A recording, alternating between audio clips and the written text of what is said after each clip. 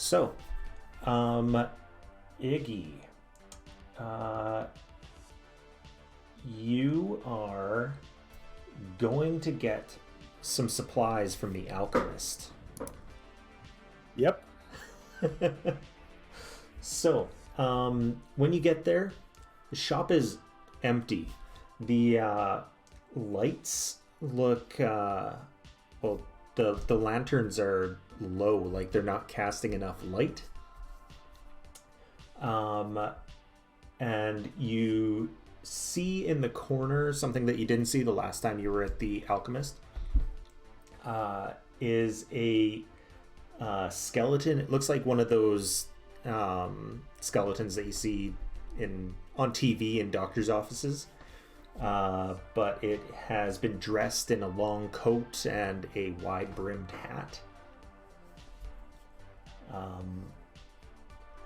Just a few seconds after you get in, when you're looking around, the skeleton then asks, "What can I help you find?" Your master Says, "I am my own master."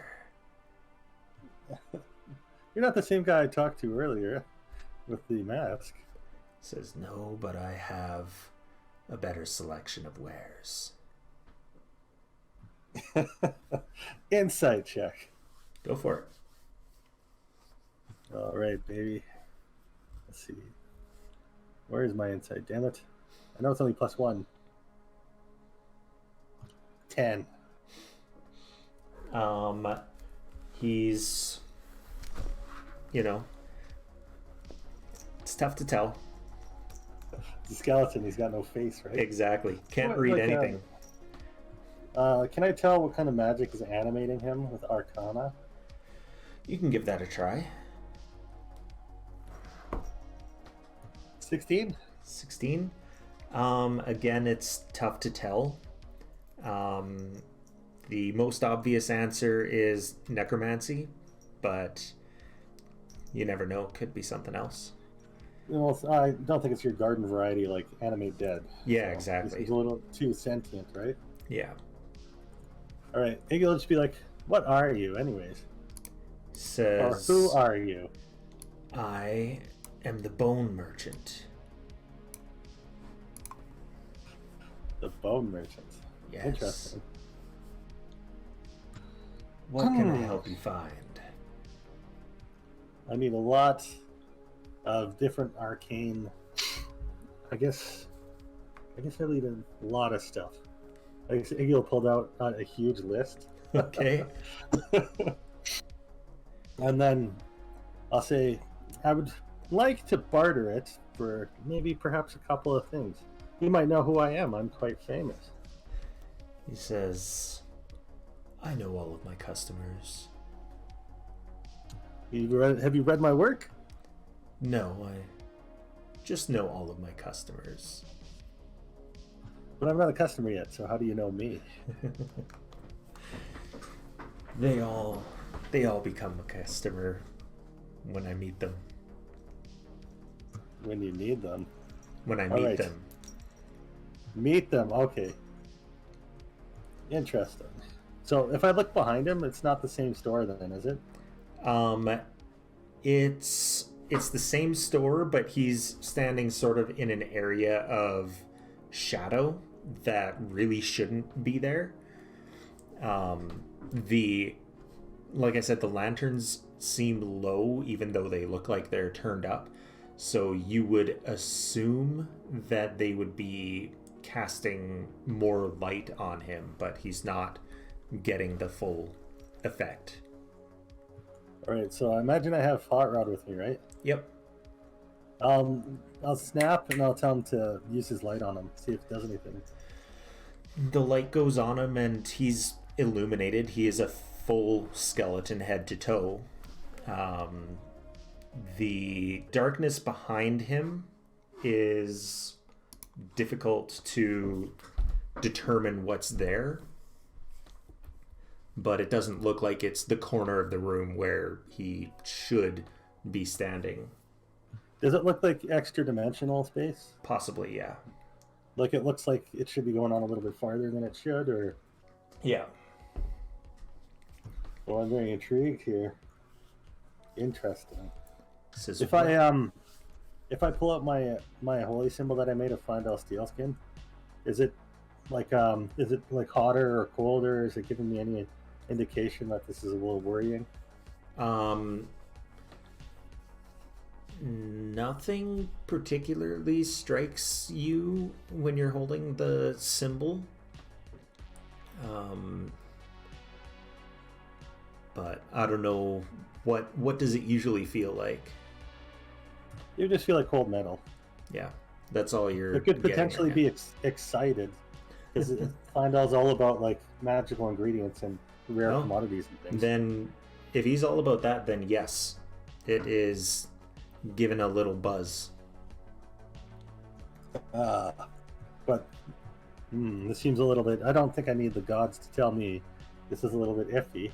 He says, "All right, what do you charge?" What would you like to barter? Well, I pull out that giant list, and it's probably like it's got to be gunpowder, all sorts of like alchemical ingredients and things for like catalysts and stuff. A lot of it looks like maybe for magical explosions, if that makes sense. Like maybe whatever ingredients would be used for beads of blasting or what have you, or the beads of force, etc. Yeah.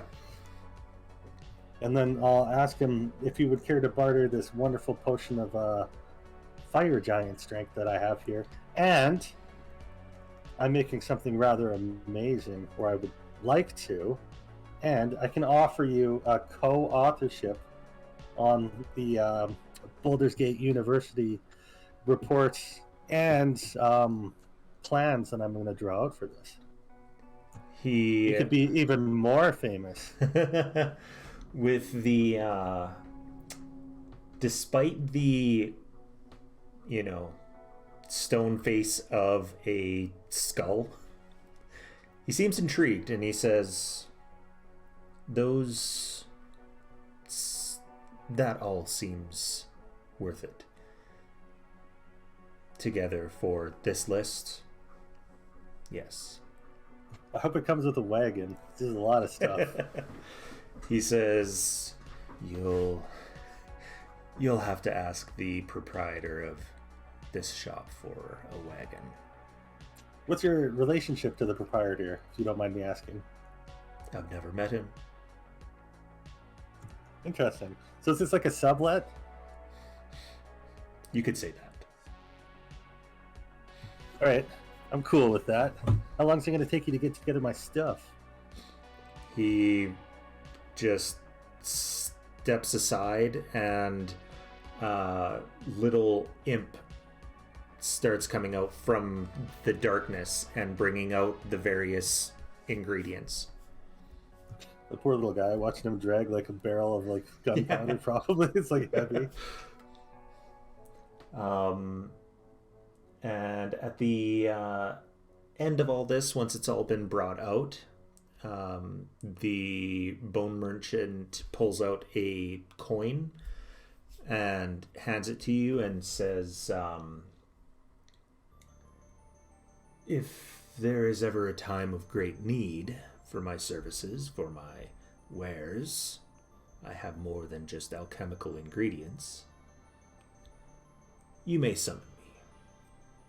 All right. Can I inspect the coin? Yeah. With like maybe like an Arcana to see if it's got like a, I don't know, like a modified teleportation on it or something, or like ascending or. Yeah. Yeah, 14. I mean, it doesn't appear to. It does have some sort of magical aura that you can feel, but it's nothing specifically magical that you can feel from it. It's a silver coin that has the profile of a skull on it. Interesting. I'll have to ask Deckard about this. He knows a lot about history. So right before he's gonna disappear, I'm like, "Do you have any goats?" And he's gone. He's gone. So am I still in the store, or did I like?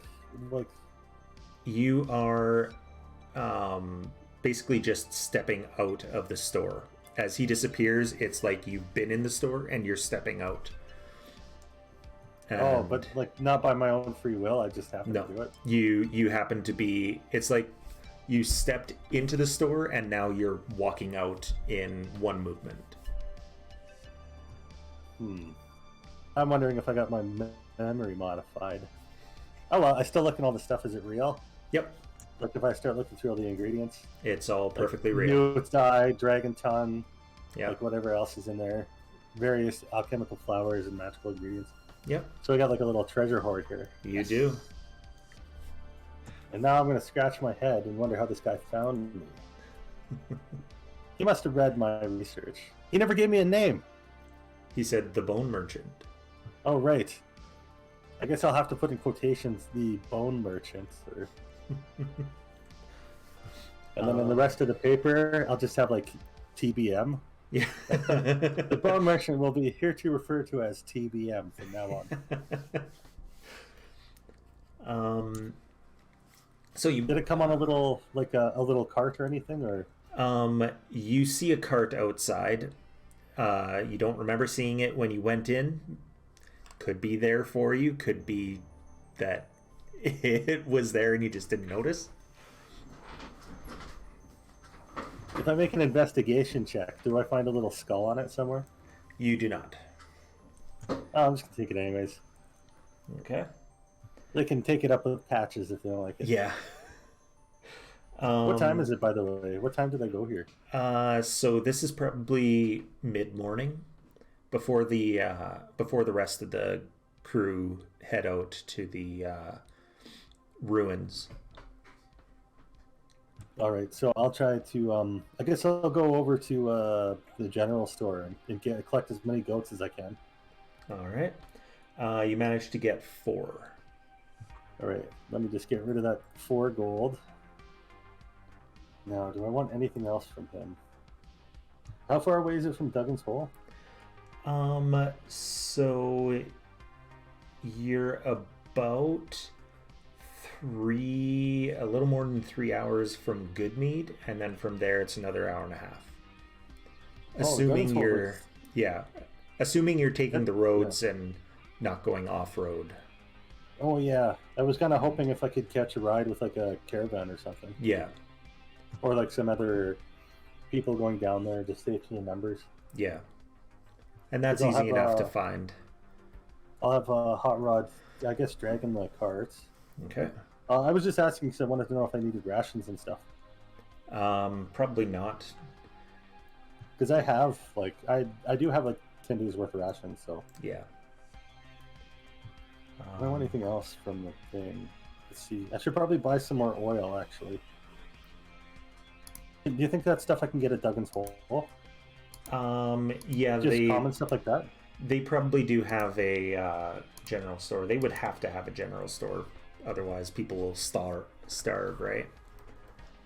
All right, so they'll have coal and things like that. That'll be fine. Yeah. All right, so I imagine it takes me like maybe the better part of the day to find a group to go with, or... Not quite the better part. It's probably early afternoon by the time you find some people who are heading down there. They're definitely heading to Goodmead to see if they can get some mead. The aforementioned good mead from Goodmead. Nice. Maybe I should get some of that. Yeah. Well, you head out. You see the rest of the group as you're taking your 4 goats. And yeah, it's only 3 hours, a little more than, to get to Goodmead. If you want to stop there to get something, you can. Did they even notice me leaving? Oh yeah. Or were they like excited to go off? Lilith watched you with the 4 goats. With she did? She was a little concerned. I'll wave. She's riding. You can tell just by the look in his eyes. It's the angry goat. Nice. You're still riding him? Oh, she's riding him. She loves him. Did something right after all. Yeah. He's all right.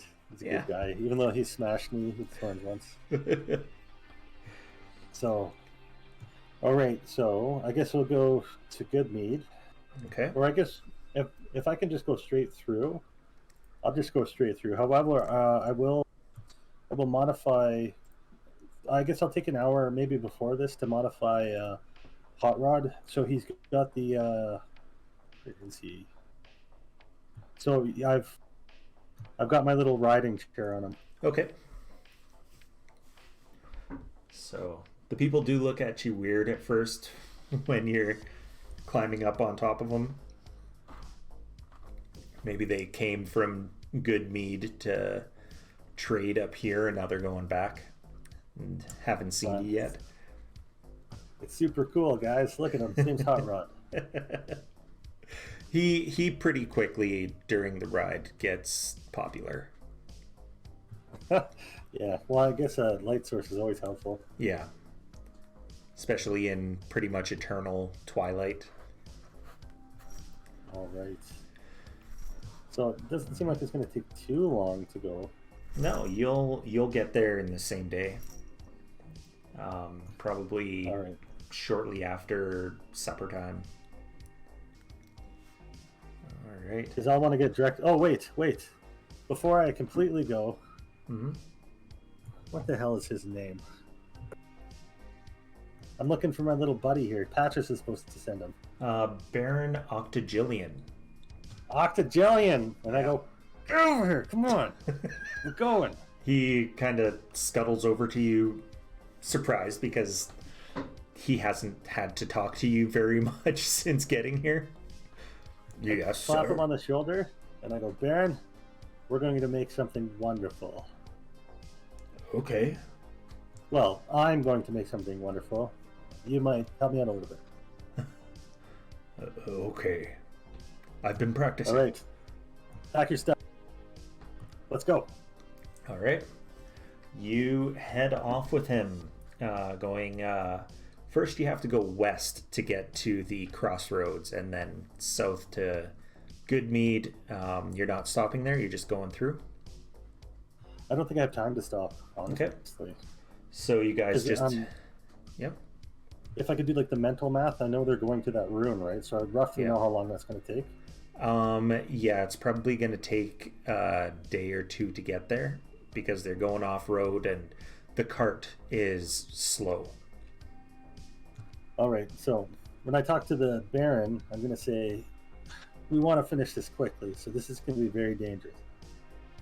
Okay, I'm used to danger here. I go, show me your hands. Does he have all his fingers? Yes. I'm going to tell him right now, you may lose one or two of those, but don't worry, things will be okay. He looks at them and then says, I hope not. Me too. All right. So you do pretty quickly get to Dougan's Hole. It's evening, so I assume you probably stop for the night and will start your experiments in the morning. Oh, bright and early, yes. Okay. Bright and early. So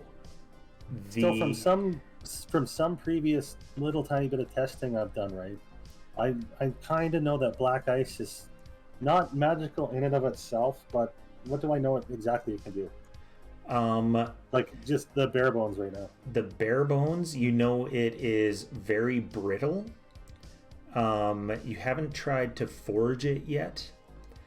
But you do know of some metals that are brittle until they get heated to the right temperature.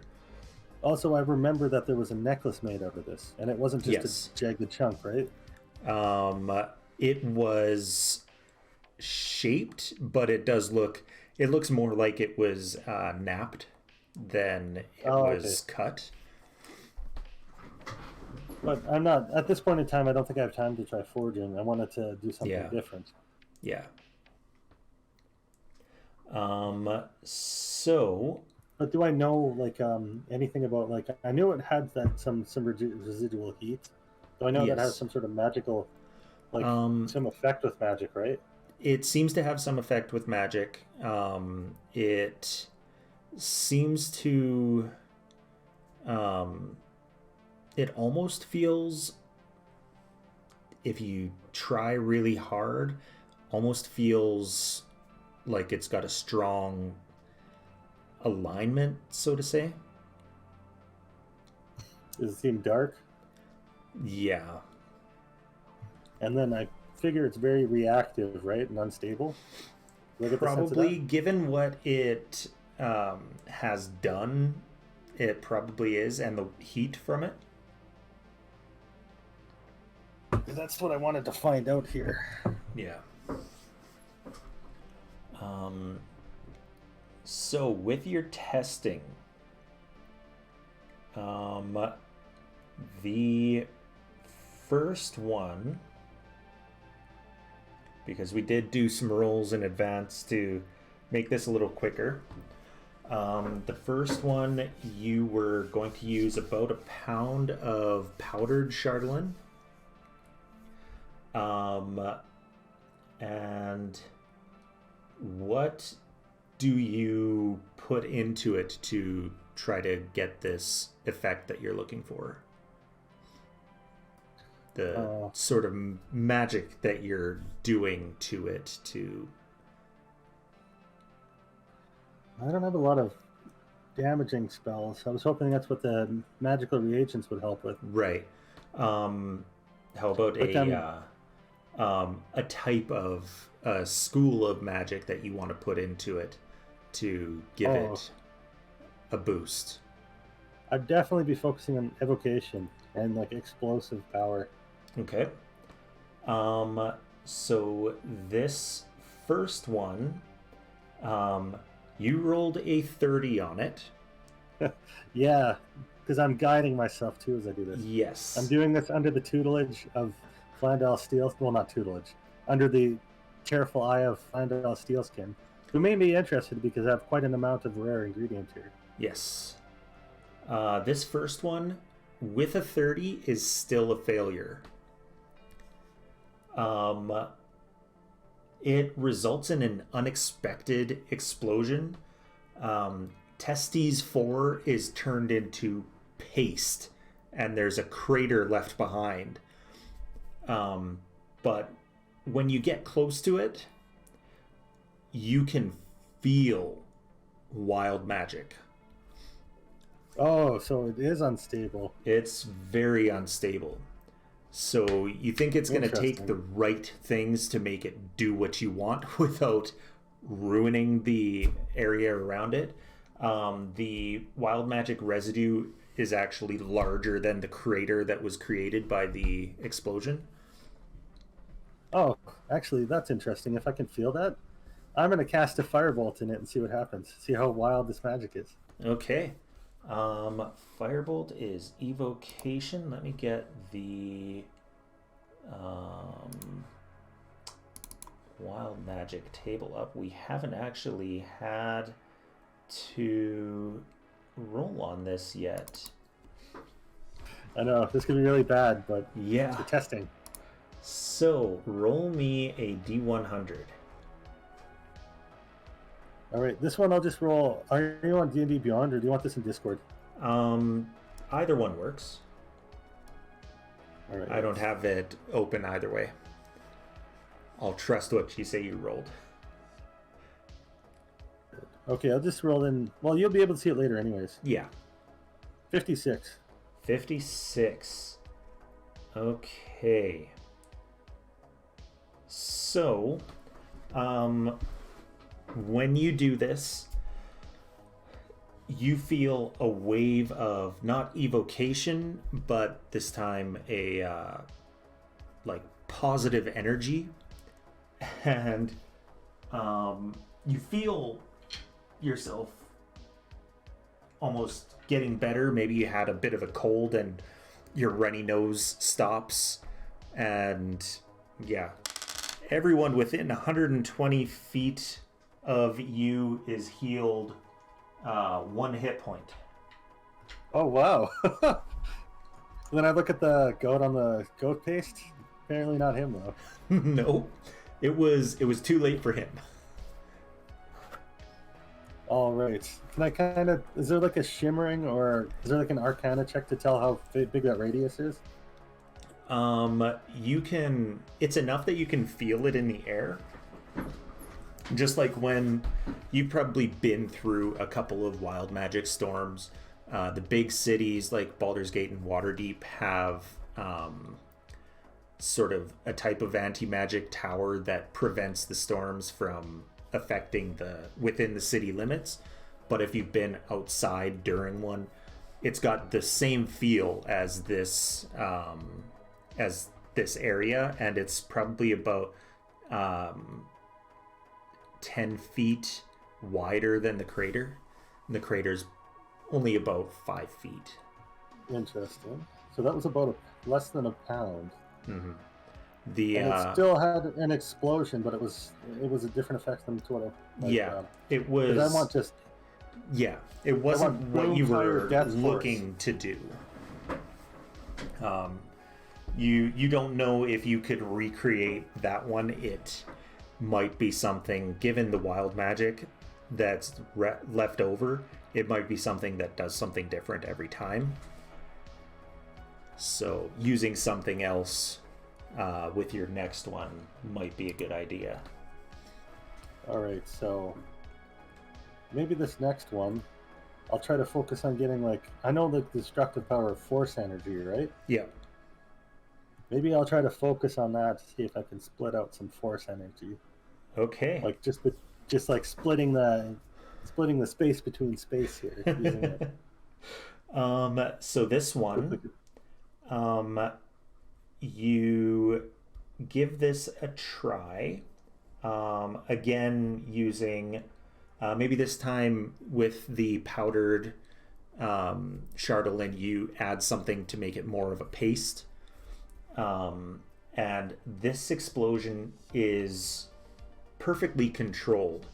What did you roll on this one? You rolled a 26, which was a pass. Testes 5 is killed because you've got him right next to the explosion just to test it. Yeah, I got them staked there, and they're just hanging out there. And then I think I'll try to rig it so I can shoot a firebolt at it. Okay. And then eventually hit a wick or something. Yeah. And then the wick will go into the blasting cap, and okay. I do whatever alchemical or Arcana catalyst is needed. Okay. But I guess I might have figured out for the first one. Yeah. So this one perfectly turns the stake that you had him tied to, the post, actually, a post that you had him tied to. It turns that into flinders, barely making even a dent in the snow. It's just the structure that was destroyed. And then poor Testes 5 getting murdered there.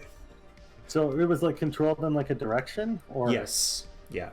It was directional. It was like dynamite. How you can use that to do controlled blasts. Oh, so it kind of blasted out to where the least resistance was then. Yeah. Which was through the goat. Which was through the goat.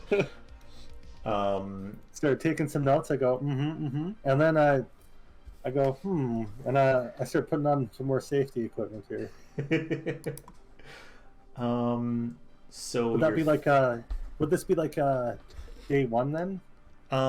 Yeah.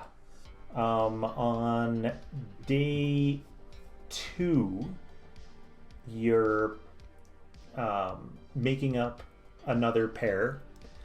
These ones, Baron had the idea to have something that maybe you could have a little range on so that you don't have to blast it. You can just throw it and it'll explode. Okay, so I'll be so if I pull this, then or I don't know. If you light this, you can throw it. Yeah. Instead of having to have perfect aim to blow it up. So this third one, what do you use for this one?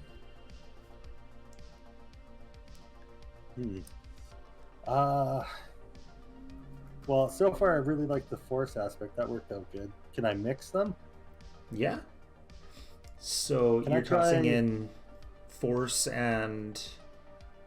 I'm going to try force and necromancy. Okay. So there is a weird interaction with that. This actually ends up being a perfect sphere of fire that bursts out from it. But the fire is white. Like white. Incinerates Testes 6, melts the snow, doesn't put a dent in the ground, but the snow around where he was is melted. The post he was tied to is burnt. So he's just like toast, but it wasn't as explosive as I wanted it. It wasn't a destructive explosion. All right, time to amp it up for this fourth test. All right.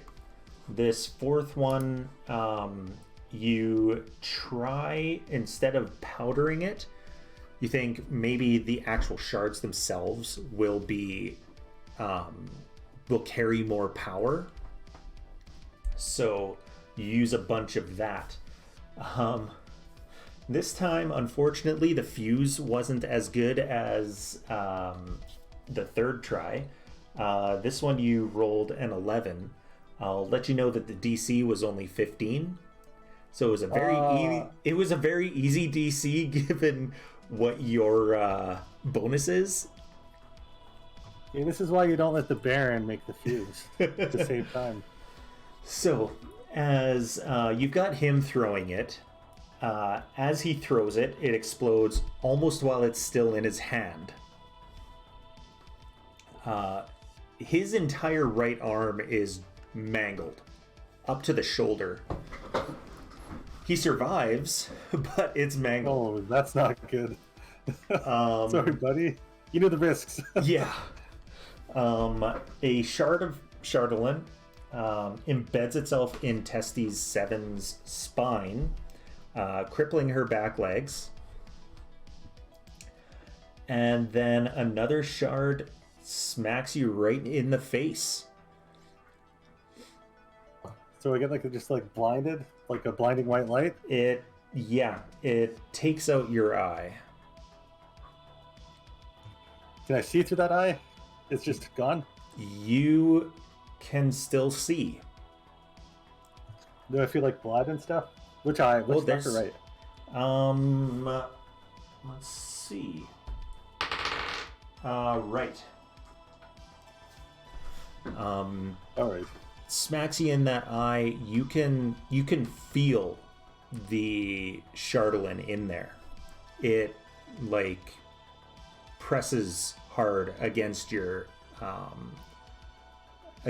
eyelid, but you can still see through it. Oh, I have my steel mirror. What do I see if I look in the mirror? Is it like a Joker thing where I'm like just laughing? It could be. How do you react when you see, instead of an eye, you have a black, almost like an obsidian chunk in your eye socket? Like if I'm feeling my face, it's just eye and blood? It's blood and whatever flesh or whatever muscle makes up an eye. I've never seen an eye pop, but that stuff is dripping down your face, and you've got this stone in there instead, which is warm, but luckily you got one of the ones that, well, blowing it up like this took out the more reactive portion, so it's more inert, like the one that Golemov has. So I imagine it's extremely painful then, huh? Oh yeah, you took a bunch of damage. You took let's see, I rolled it last night and I didn't write it down because Of course I didn't. So you took 9 points of poison damage. Oh. And another 9 points of piercing damage. Oh, that was brutal.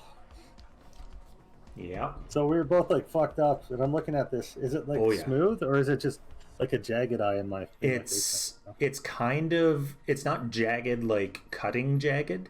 It's more like cut diamond, you know, the on a ring, the facets. Oh, so this is a completely unexpected turn of events. Completely unexpected. I'll So also like tell you wild that magic thing? It's possible. Baron, on his saving throw for the grenade, was a 1. Oh, brutal. Yeah. We should also probably tell everybody that I literally rolled a 20 for this. Yes. For the so natural 20 for your save and a 1 for his. Oh, actually, I forgot that you got a natural 20 on your save, so that would be only 9 points of damage. So 4 poison, so it would be 8 points. 4 poison and 4 piercing. Oh, baby. So I was just kind of almost able to turn away, but not. Yeah, not quite fast enough. Oh, so I got like a dull ache in my eye, but strangely I can still see. Yes. And I close my eyelid, and then it's obviously dark, right? Yes. Crazy. Yeah. I Baron. have to write this in my report. Baron I haven't was. even noticed the Baron yet. He was not willing to lose a hand or eye like you were willing to do, and look what happened to him. He's all the way up to the shoulder. He is screaming in pain. I actually have a potion of healing, just a regular one. So I will remove that. I'll delete it, and I guess we'll use that on him. Okay. It helps a little. God. He's still in shock. Will it kind of close the wound? It will stop the bleeding. Yeah. What is that? 1d4 plus what? I can't remember. It is 2d4 plus 2. So, it was a shitty roll. 5 healing. It's better than better than still bleeding out. All right, I will touch him and cast heroism on him. And I'll say, walk it off, champ. And then he'll get shock. 5 temporary hit points if that helps. But he is not happy with this turn of events. Are you okay, buddy? No. I've heard that there are prosthetic arms. I suppose I could try to continue my studies. And he looks down. I'm not even... Making one with one hand will be difficult. And as he's saying this, Iggy's got like his paper out and he's writing, and I'm like, yeah, you do that. All right. So, the things that you managed to make because you had the 2 successes, you have made dynamite. 1 use of your infusion acts as 5 sticks. So the 5 sticks together does a 25-foot radius, 7d6 bludgeoning damage, and deals double damage to structures. Total 5 pounds for those sticks. Okay, so interesting. So I can, it's like black, it's like Chatelaine dynamite then. Basically, yeah. Beautiful. So I have like this thought up in my head. All right. And then I wanted to really scale it up. Yes. I'll give you the second one you got first. The firebomb. Okay. So it is a bomb. So you can look both of these up in or add them in D&D Beyond if you search them. But there's slight differences. The one doing bludgeoning damage, I don't think that dynamite does that. The bomb is going to do something slightly different as well. This one is 2d6 fire damage and 1d6 radiant instead of 3d6 fire. Oh, cool. So I can make this out of Chardolin then, right? Yeah. As long as I have enough of it? Yeah. And that one is 2 pounds. So making these, the dynamite is 5 or more pounds. The bomb is 2 or more pounds worth of Chardolin. And then the scale up. You succeeded. The DC was going to be the average of your successes, which came to 23, and you rolled a 25. So in order to make it, you will still have to do an Arcana check. The DC is pretty easy because you did quite well. And you did roll that. So you rolled a 20. So you can scale this up into a phlogiston bomb. Phlogiston. I like phlogiston better than phlogiston, but phlogiston is the real pronunciation. It will require 100 pounds of Chardolin to make. And I think you had 175 before these tests. Yeah, we'd have to double check how much we used on the tests. You used 7, about 8, because the first one was less than 1 pound that you used. So you used about 8. Perfect. All right. So to do this, I gotta switch out an infusion then. Yes, you have to use an infusion for making any one of these. All right. And the phlogiston bomb is essentially the spell Destructive Wave, only it is radiant damage. And I think Destructive Wave, you can select Radiant or Necromantic. So Necrotic, that's it. But yeah, it deals radiant damage. So it'll be a big boom. It'll be a big boom. All right. Because I want to make it as big as possible. Yeah. How much? Let's see how much. So I used about 8 points, or 8 pounds. Let's round it up to 10 for some errors. Sure. That'll make it easier. Yeah. And so Destructive Wave. So I still have 165 pounds. I'll use 150 pounds. Okay. I want a 150 pound So bomb. Destructive Wave doesn't scale up, but I will let you, for that extra 50 pounds, increase it from 5d6 for each to 7d6 for each. So it's 7d6 thunder and 7d6 radiant when you set it off. Because I really want to blow up the ship. Yeah, I know you do. Surprise! Yeah. This is my gift to the illithid. So. Well. Actually, one other thing though. Yeah. If I use Hot Rod and his power source, can I amp it up even more? As like a Hot Rod suicide bomb? We can amp it up. We can amp up the size. So it's currently 30 feet. Yeah. So you could amp it up to, say, let's say 60. All right. I'm going to do as much as I can. And it's going to hurt to lose. It's going to hurt to lose Hot Rod. Yeah. I think he cost $1,000 to remake. Something like that, yeah. But then I figure if I do it this way too, I can tell him to set it off as a timer. Yeah. So I guess next time, I don't know, how much time will I need to readjust Hot Rod here? It's probably gonna be another couple days, which is more than enough time for the rest of the party to get to you. All right, I would definitely. We'll do that. We'll make a hot bomb. All right.